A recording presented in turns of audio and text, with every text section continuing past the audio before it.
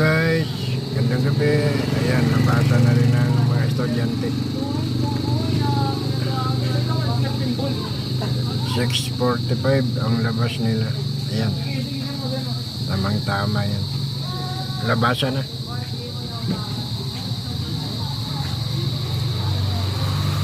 "45 minutes din yung antay ko dito. Kanina pa kasi ako dito, alas 6.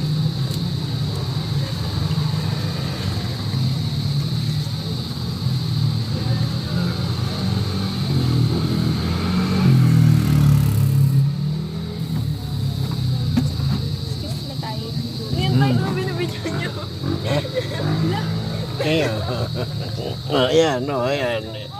Dito na yung mga estudyante ko, mga idol. Yung magagandang estudyante. Kulang pa ng isa para makaalis na kami. Isan si ano? Tingnan mo rito, bilangin mo kung magkano. Hindi ko na makatayin. Nung ni Pero, yung tatay. Ayan. Inutang ko. 20 na yung una mong nakuha.